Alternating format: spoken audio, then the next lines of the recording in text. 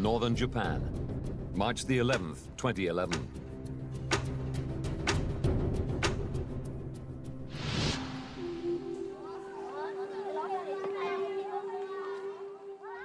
Kindergarten teacher Eriko Horiyuchi is in class.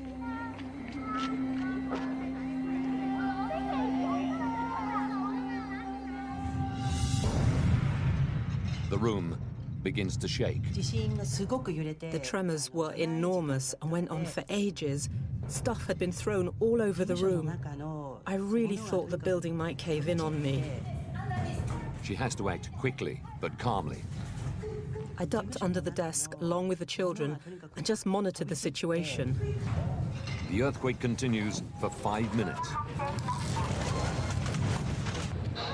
It's felt 230 kilometers away in Tokyo. Eriko's actions ensure the children are safe.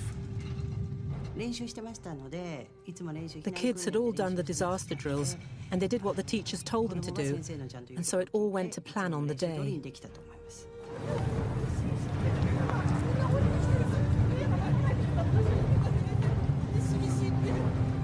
Skyscrapers shake,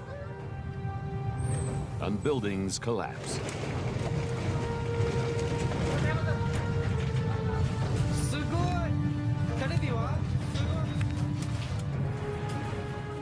The Japanese Meteorological Agency measures the quake at magnitude 9.0.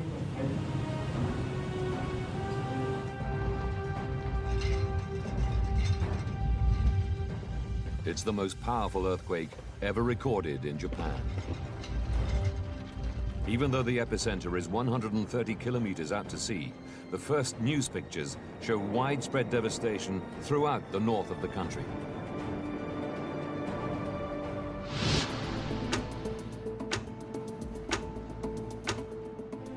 In central Tokyo, communications expert Kenichi Shimomura hurries to the Prime Minister's underground crisis center. The quake is so big, it's clear there's going to be a serious humanitarian disaster. The government hastily convenes an emergency meeting. Because of the enormity of the disaster, my instinct was that the central government had to take its own initiative to act, rather than waiting for local governments.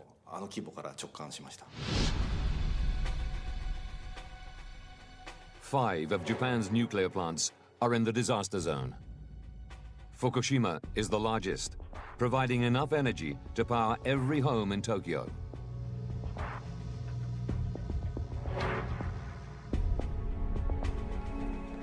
The Prime Minister's team has no direct link to the power plants. All information from the plant operator, TEPCO, filters through the government's nuclear regulator, run by Yoshinori Moriyama. Right after the earthquake, we received news from the Fukushima nuclear plant that mains power was lost. Fukushima is just 178 kilometers from the epicenter of the earthquake.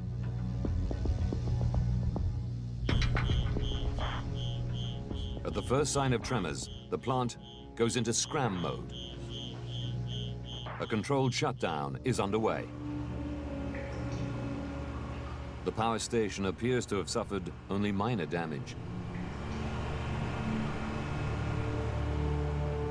But the earthquake has destroyed key power lines which feed the plant.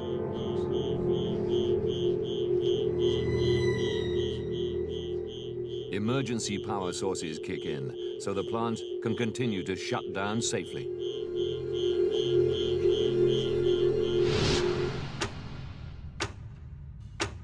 (2:55 p.m.) A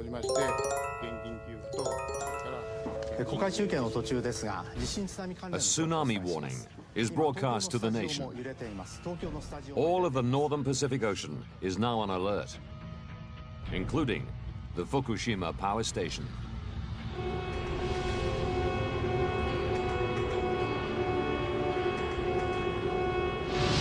At teacher Eriko's school, all the pupils have survived the earthquake unscathed.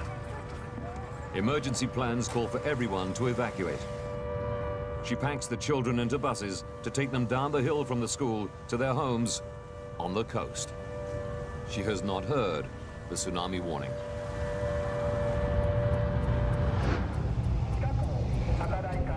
At Fukushima, the workers are also evacuated. A core team, the Fukushima 50, remain behind to ride out the tsunami.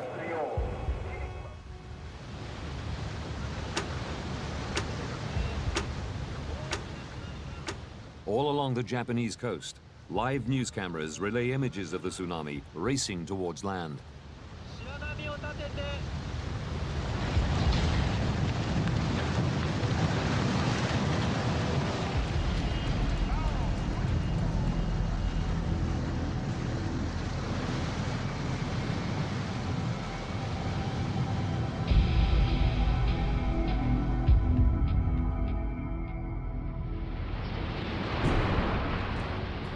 The Fukushima power station bears the full force of the tsunami. The site begins to flood.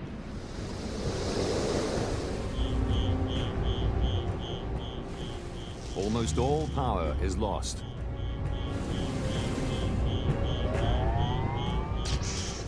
Two workers assessing damage in the basements are killed instantly.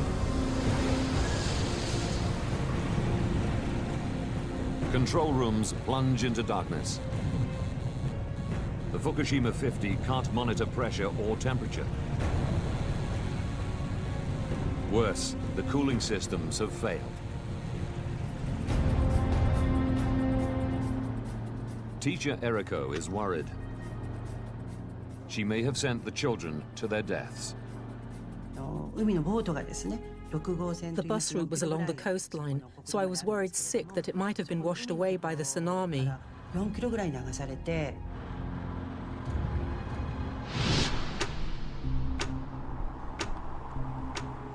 The Tokyo Crisis Center. Prime Minister Naoto Kan arrives to learn that the Fukushima plant has lost all power.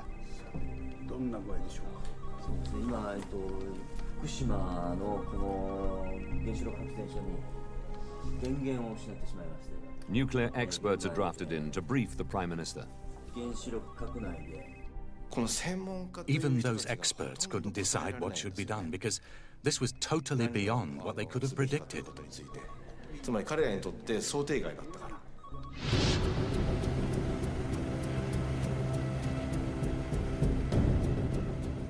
Plant managers are desperate to cool their nuclear reactors. They need power.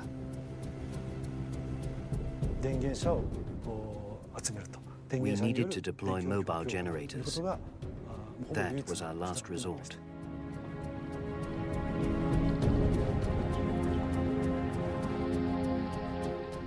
Roads around the power station are severely damaged. Transporting the generators is almost impossible.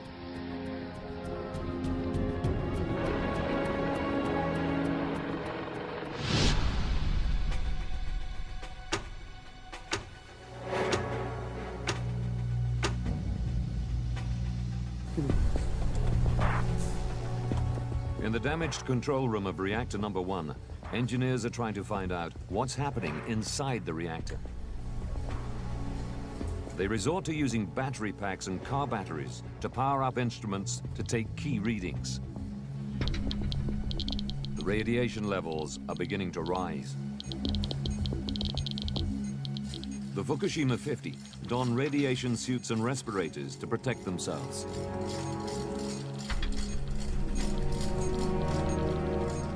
Their instruments reveal that pressure is rising inside the reactor. They must find a way to bring the pressure down.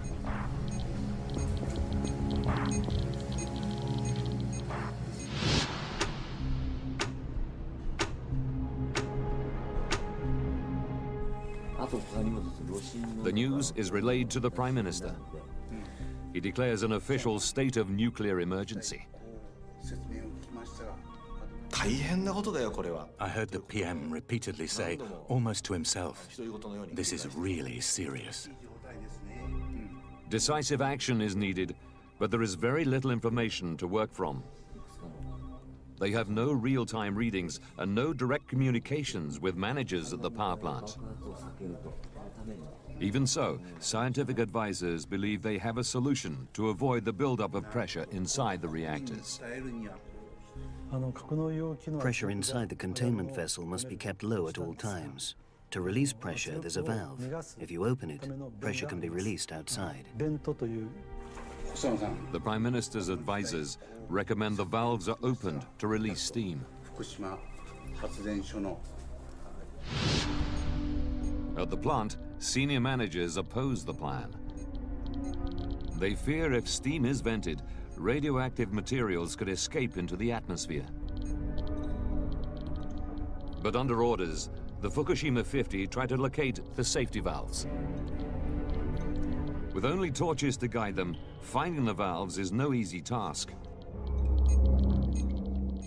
And handheld Geiger counters reveal radiation levels are rising. It might be because the reactor itself cracked during the earthquake.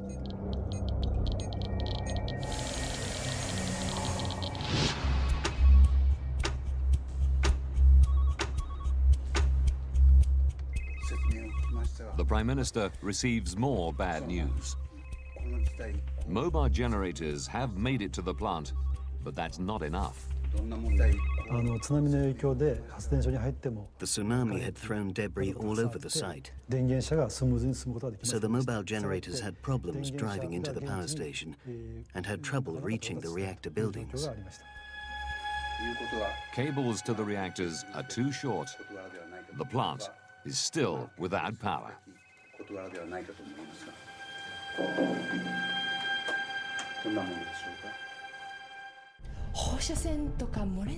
8 kilometers from the Fukushima plant, Eriko Horiyuchi and her husband are getting anxious. There were rumors about radiation leaking and that the power station was in trouble. From then on, I started to feel uneasy. Local officials will not confirm the reports. Eriko's Swiss husband, Dominique, uncovers information through international news agencies. I still had contact to the internet, and I started reading foreign papers, and they were a little bit more explicit about the disaster. Then my wife told me that somebody was whispering about a problem at the power plant, and then we decided to leave early in the morning. The roads were cracked, so we didn't know how we could get out. We decided to wait until 5 a.m. to leave. Navigating damaged roads in the dark would be too dangerous. Eriko and her family choose to wait until dawn.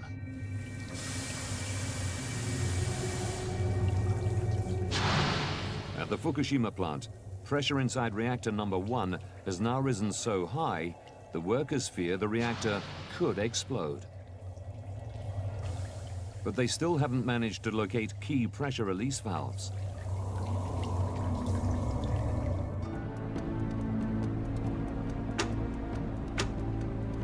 Saturday, March the 12th. At their home, 8 kilometers from the Fukushima nuclear plant, Eriko and her husband evacuate. We decided to get as far as possible from the power plant. We left at 5 a.m. and at 6 a.m. there was a general announcement ordering people to evacuate. Just 1 hour after they leave, massive traffic jams block the roads. Tens of thousands of residents are heading for evacuation centers as fear of radiation spreads.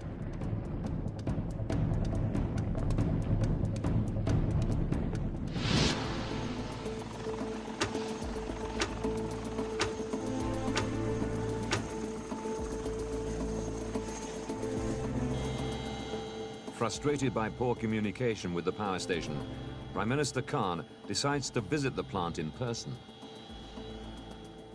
We flew for miles and miles, and the scenery was the same as far as the eye could see.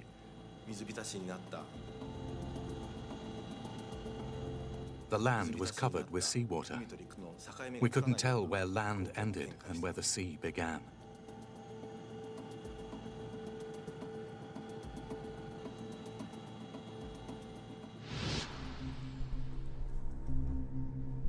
Once at the plant, the Prime Minister demands a meeting with managers. He wants to know why reactor pressure release valves have not been opened. They said the valves would be opened within 4 hours or so. Then the PM said to him, "You've been saying the same thing since yesterday, but it hasn't happened. Why is that?"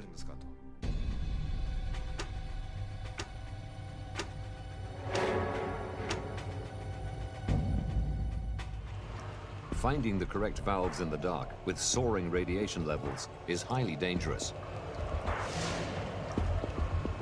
One worker has already been taken to hospital, suffering from high exposure to radiation. And when they do find the valves, the loss of power makes them extremely hard to open. They are usually operated by heavy machinery running off mains power.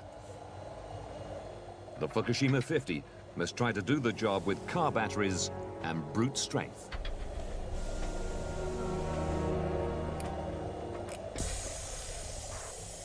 The valves were opened, and as a result, pressure inside the reactor decreased.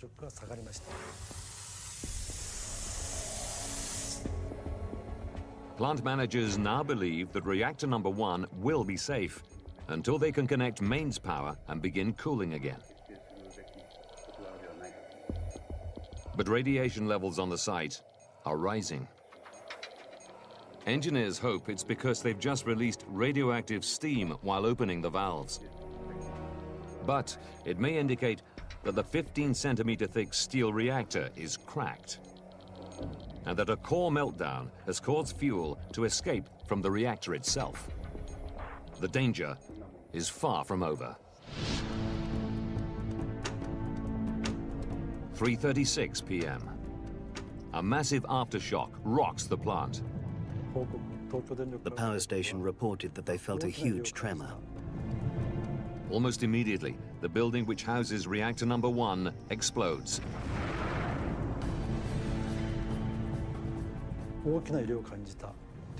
A cloud of white smoke was seen, and radiation levels increased dramatically. Workers detect radiation levels 1,000 times higher than usual near reactor number 1. It could be another sign that the reactor itself is damaged and leaking. And other reactors are also showing signs of strain. We realized there was damage to other reactor units. The first, second, and third units were all in serious conditions.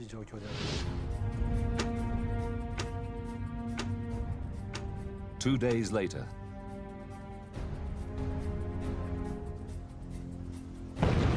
an even larger explosion blows the building that houses reactor number 3 apart.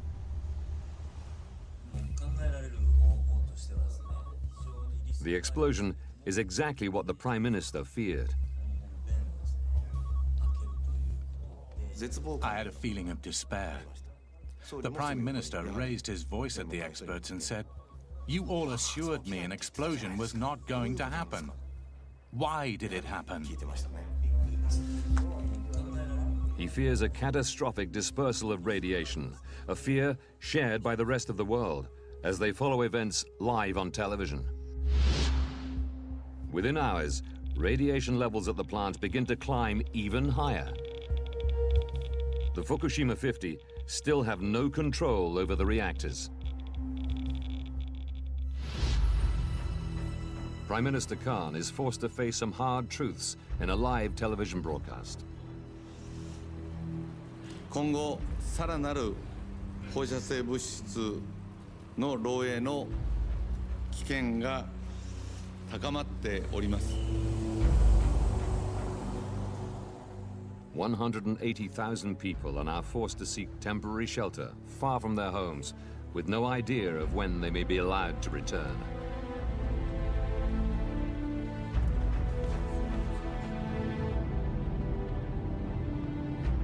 Eriko is now 80 kilometers from the power plant. But such is her fear, she wants to get even further away. We decided to go abroad, but there were no seats left on any flights. We thought we'd try and go as far as possible from Fukushima Airport, but there were no flights available anywhere. Eriko and her family are forced to stay where they are and take their chances with the radiation.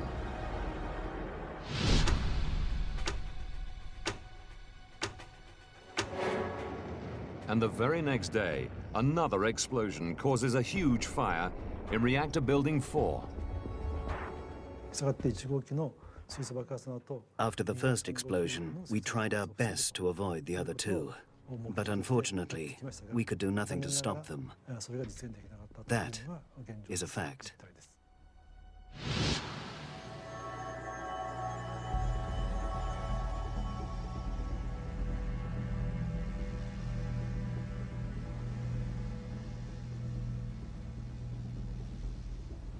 When the fire dies down, steam seen rising from building number 4 suggests spent fuel rods in open cooling pools may have overheated, leading to yet more radiation leakage. Or full catastrophe, meltdown. Plant managers need to flood the rods with water to cool them. Chinook helicopters are drafted in to dump water from the air. They use seawater, which will corrode machinery and disable the reactors forever. But high winds make it impossible to direct the water efficiently. And radiation levels above the site are so high, the efforts must be abandoned.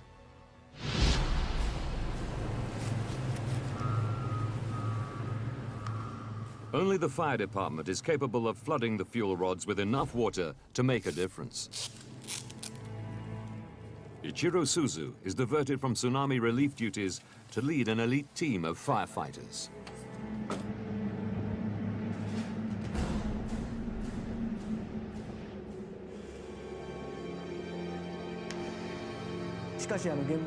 When I arrived in Fukushima, I felt that I wanted to live up to the expectations of the country. At the entrance, it was eerily silent.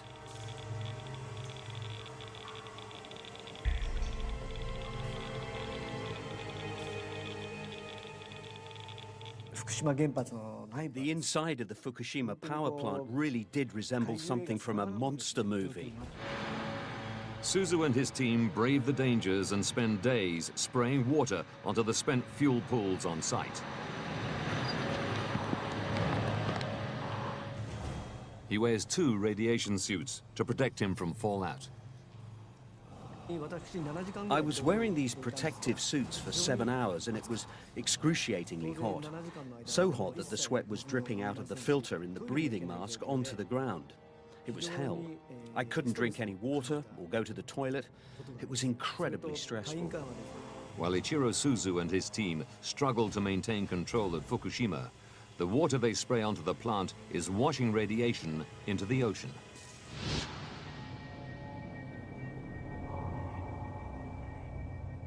And 230 kilometers away in Tokyo, reports begin to emerge that supplies of drinking water may be affected.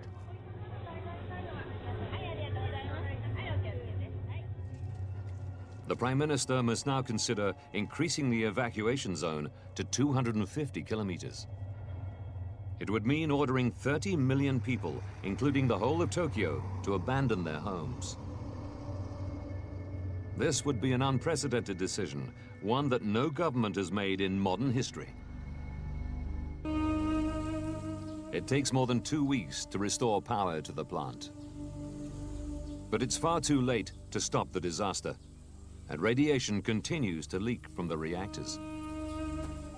Japan and the world are desperate to know what is happening inside the plant. And what went so disastrously wrong at Fukushima?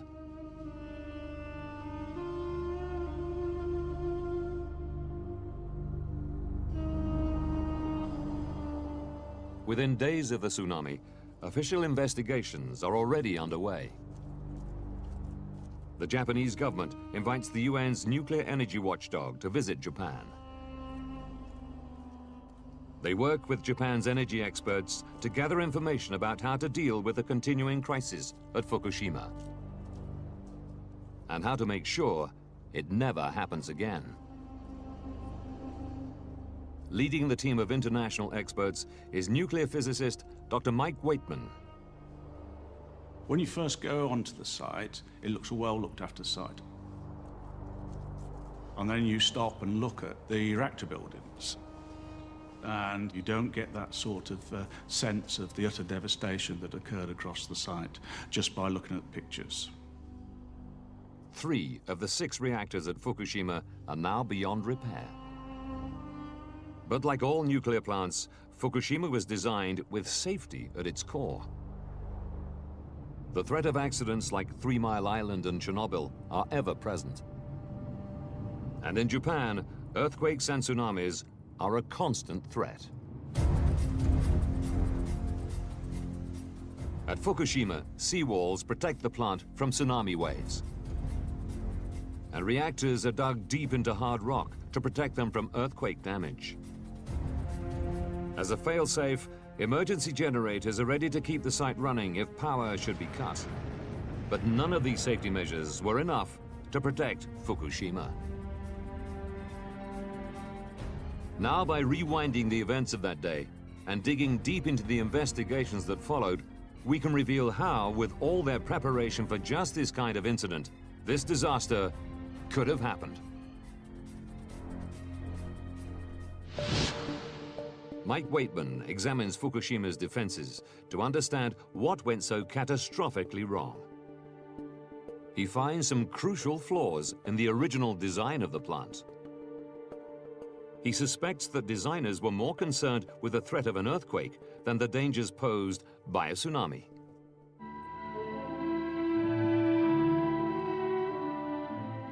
When reactors 1 to 4 were laid out in the 1960s, engineers lowered the land on which the site was built by 25 meters.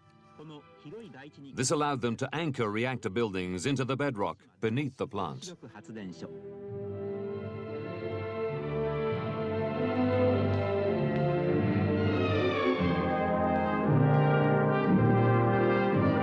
It would prevent them from collapsing during an earthquake. But it left the site vulnerable to tsunamis. To protect against the threat, seawalls were built surrounding the site. They would repel waves up to almost 6 meters high. But evidence shows the tsunami waves wash over these walls with ease. Given that the inundation from the tsunami, in this case, reached 14, 15 meters and spread right around the reactor buildings, right across the site, that was far below what was needed to protect against such a tsunami.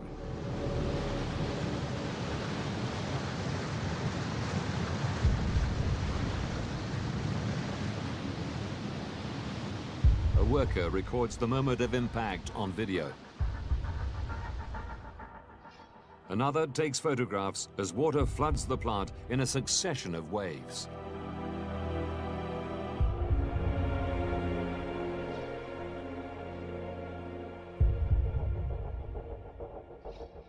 The tsunami walls were too low. This simple design flaw led to a catastrophic series of events that would leave the plant in danger of meltdown. During the earthquake, power is lost. The most powerful quake in Japanese history brings down Maine's power lines. At the point of the earthquake, the reactors shut down their operations automatically. That's what they do. Following standard procedure, emergency generators kick into action. All nuclear power stations have backup power systems. On this side, with 6 reactors, they had 13 diesel generators, and they operated as they're supposed to do. But then, the tsunami hits. As thousands of tons of water wash over the site, most of the diesel generators are flooded. The diesel generators were located in the bottom of the turbine buildings and other lower level areas of the site, and that made them vulnerable to widespread flooding. Flood protection doors are no match for the tsunami. All power is lost. Engineers cannot control the amount of heat generated in their huge reactor pressure vessels. First thing to notice is the reactor pressure vessel. It's a large structure. It's about the size of a double-decker London bus. But within that, it's really acting like a kettle. Deep inside the reactor, nuclear reactions create heat to produce steam, which then drives turbines. When the power cuts out, water, which prevents the system from overheating, stops flowing. But the nuclear reactions continue, and so the fuel still pumps out heat. Cooling is fundamental to ensuring the safety of nuclear reactors. But you have to keep on cooling that reactor down in order to keep it safe. Plant managers have no power to keep cooling pumps going. Fuel rods begin to overheat, turning to liquid. This meltdown releases large amounts of radioactivity. And temperature and pressure gauges across the plant are out of action, so managers have no knowledge of the state of their reactors.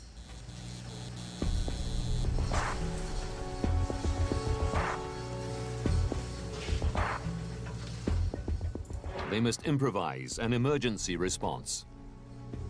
Even when we were there 10 weeks later, the number of cars that were just strewn around the site was quite enormous.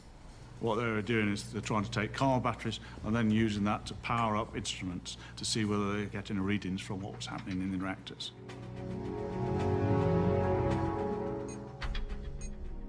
Using car batteries gives engineers momentary snapshots of the state of their reactors. How do you know how much water is in the reactor? Where is it? What are the flow rates around the systems? They tried what they could to try and get readings from them. With these batteries, the Fukushima 50 are able to take important readings. They could also open safety valves. But these readings offer only brief glimpses of reactors heating dangerously and approaching meltdown. Without power to run their cooling systems, there is nothing they can do to stop it. And worse, because of the design of the plant, it leads to yet another problem they can't stop.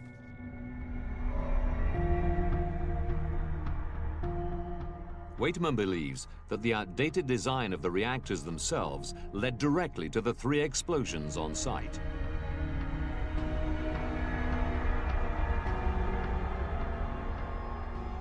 Tons of nuclear fuel are housed in fuel rods and usually kept cool by a flow of cooling water. Coating the rods is a thin layer of a rare metal, zirconium, that protects the rods from excessive heat, yet allows the nuclear reactions to continue. But when the temperature rises, zirconium becomes highly reactive. Because you've got a lot of the zirconium in the core, and if it all gets overheated, then it can react aggressively with the steam and the water to create hydrogen. Estimates show that temperatures reach as high as 2,800 degrees Celsius inside the reactor. Easily high enough to trigger the reaction between zirconium and steam.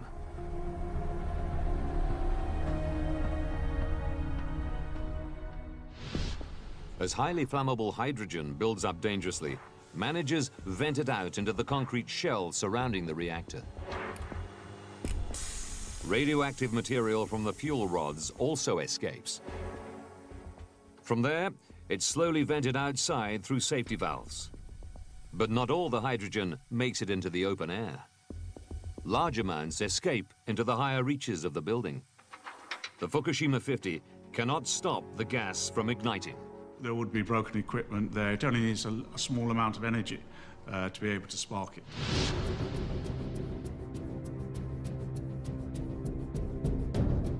The hydrogen buildup causes 2 massive explosions in reactors 1 and 3 and a devastating fire in Unit 4. It causes shock waves around the world. Japan's nuclear crisis is now officially on the same level as the officially Chernobyl upgrade disaster. the severity of the nuclear Instead, to voices from abroad, to nuclear experts in Europe who think the Japanese may have lost control. Comparisons drawn to the Chernobyl nuclear explosion. Far more serious than they first told the rest of the world. Panic about the extent of radiation spreads as comparisons with Chernobyl bring back memories of radioactive fallout on a global scale.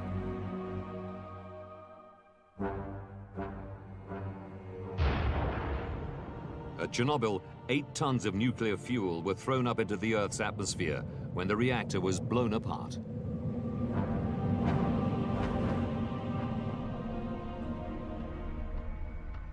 Mike Waitman reassesses the extent of radiation released at Fukushima to see how it compares to the Chernobyl incident. People have looked at the comparison between Fukushima Daiichi and Chernobyl. In fact, it was a tenth of the amount of radiation that was released, so it wouldn't have spread as far. Waitman knows Fukushima had the potential to be much worse, perhaps as bad as Chernobyl. If hydrogen had remained inside the reactors, pressure would have become so great that an explosion could have blown open not just the reactor containment buildings, but the reactors themselves. Reactor 3 contained 88 tons of both plutonium and uranium fuel, which could have been exposed and dispersed. Exactly what happened at Chernobyl in 1986. When managers followed the Prime Minister's order to release steam and reduce pressure within the reactors, this disaster was averted. Waitman concludes that engineers made the right decisions on site to avoid further catastrophe.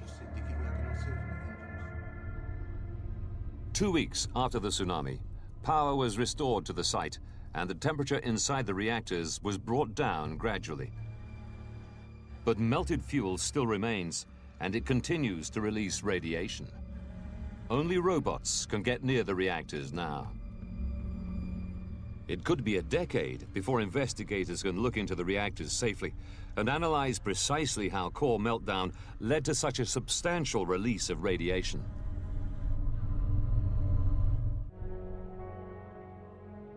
Knowing how the defenses failed and led to a catastrophic chain of consequences, Mike Waitman now examines whether the power company which runs the plant, TEPCO, could have done anything to avoid the disaster.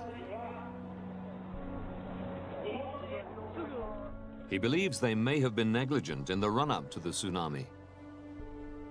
In 2002, TEPCO took part in a study into the impact of tsunamis on power plants. They concluded there was a 0% chance that an earthquake large enough to cause a damaging tsunami would affect the Fukushima plant in the next 30 years. They were wrong.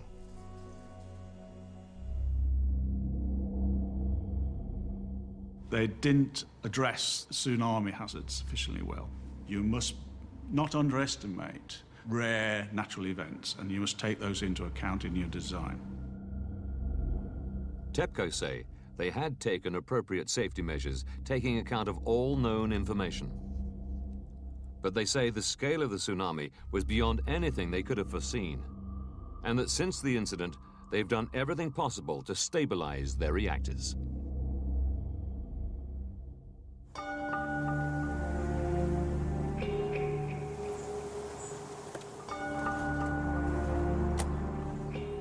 After the disaster, the fallout from how it was handled spreads far and wide. Residents like Eriko believe they were told too little, too late about the potential dangers caused by the explosions. They blame both the power company TEPCO and the government. There was absolutely no information about radiation. The only information we were getting was about expanding the evacuation zone. The government itself struggled to ensure the release of information. The Prime Minister was personally committed to being open, but he was dependent on his advisors.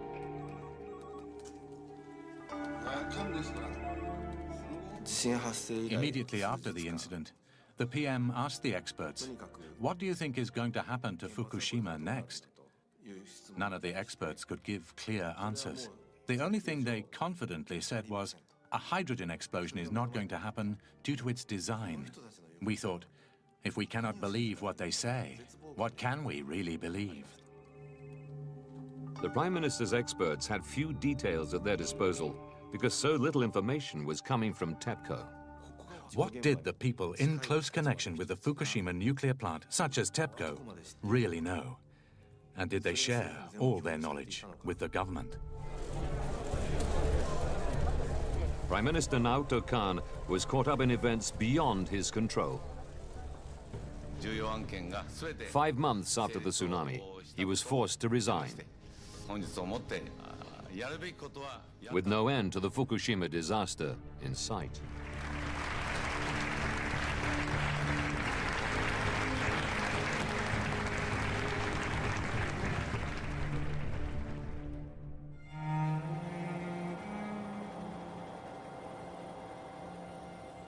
At the plant, the reactors are being brought into cold shutdown.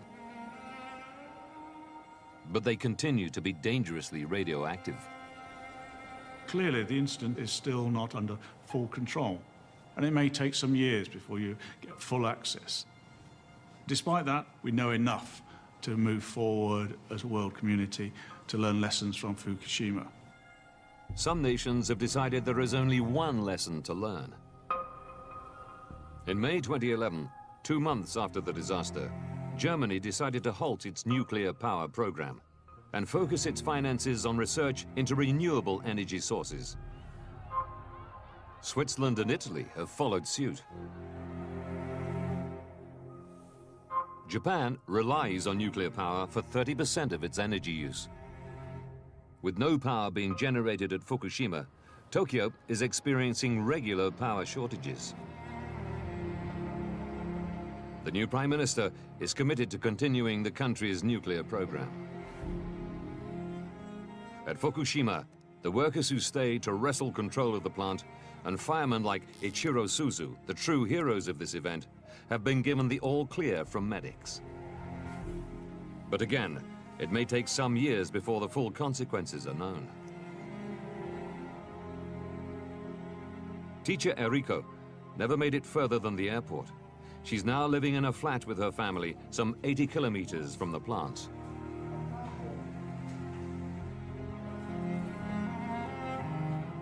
The bus her kindergarten class traveled home in missed the tsunami. All the children survived.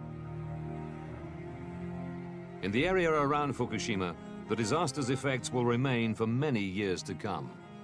An exclusion zone 20 kilometers around the plant is still being enforced. All farms are abandoned. 4 centimeters of radioactive topsoil must be removed from every plot of fertile land. Until then, no crops can be grown again.